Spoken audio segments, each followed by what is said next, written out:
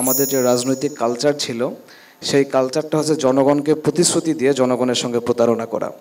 তা আমরা নতুন রাজনৈতিক দল গঠন তরুণরা করেছে যে এই প্রতিশ্রুতিকে প্রতিজ্ঞাবদ্ধ হয়ে বাস্তবায়ন করার জন্য আমরা একটা নতুন রাজনৈতিক দল গঠন করেছি। প্রথমেই তিস্তা প্রসঙ্গে বলবো, যখন আমরা কোনো রাজনৈতিক দলে ছিলাম না, বৈষম্য বিরোধী ছাত্র আন্দোলন আপনি জানেন ঢাকা বিশ্ববিদ্যালয়ের টিএসসিতে প্রায় 11 কোটি টাকা ফেনীর বন্যার জন্য উত্তোলন করেছিল। সেখানকার একজন আমি সদস্য ছিলাম। ফেনীর বন্যা শেষ হওয়ার সাথে সাথে আকস্মিক আমাদের তিস্তা দিয়ে ভয়াবহ একটা বন্যা হয়।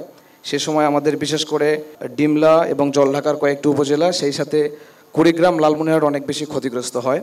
তো আমি নিজে উদ্যোগ নিয়ে আমাদের যারা বৈষম্য বিরোধী ছিল সার্জিজ আলম, আক্তার হোসেনের সঙ্গে কথা বলে আমাদের যে অবশিষ্ট ফেনীতে দেওয়ার পর টাকা ছিল, তৎক্ষণাৎ আমি সিদ্ধান্ত নেই যে হচ্ছে আমাদের উত্তরবঙ্গে টাকা দেয়া অথবা কোনো উপঢৌকন ত্রাণ পাঠানো জরুরি। আমরা নিজের উদ্যোগে প্রায় 2 কোটি টাকা ত্রাণ কুড়িগ্রাম, লালমনিরহাট, রংপুর এবং নীলফামারীর জন্য বরাদ্দ করি। সেই সুবাদে আমি আমাদের তৎকালীন সময় যারা ছাত্রনেতা ছিল আমাদের নীলফামারী জেলার, তাদেরকে আমি আমাদের 40 লাখ টাকা বাজেট বরাদ্দ দেওয়ার পরেই তাদের খোঁজখবর নিতে পাঠাই যে হচ্ছে তিস্তা পাড়ে মানুষ কি চায়। আমরা ত্রাণ দেওয়ার জন্য তাদের খোঁজখবর নিতে গিয়েছি। আমাদের ডিমলা এবং জলঢাকার মানুষ বলে দিছে আমরা কোনো ত্রাণ চাই না। এটা কি অন্য রাজনৈতিক দল করে নাই?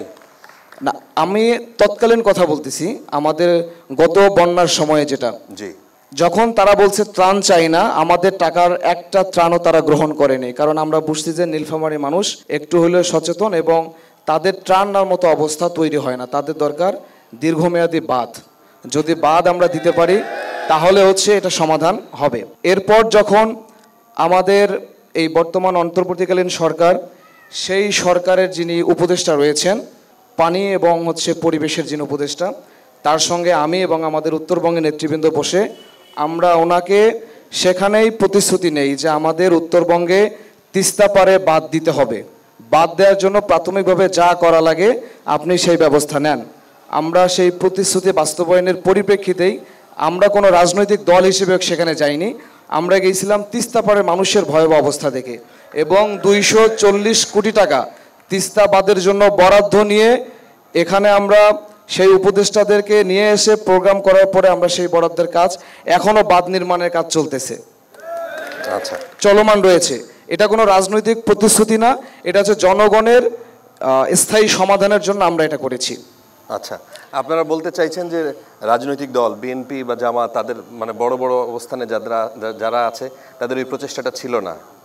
প্রচেষ্টা সবারই ছিল, প্রচেষ্টা সবাই করে, কিন্তু আমি প্রথমে যে কথাটা বলেছি, ট্র্যাডিশনাল পলিটিক্সে অভ্যস্ত রাজনৈতিক দলগুলো প্রতিশ্রুতি দিয়ে জনগণের সঙ্গে প্রতারণাই বেশিরভাগ করেছে।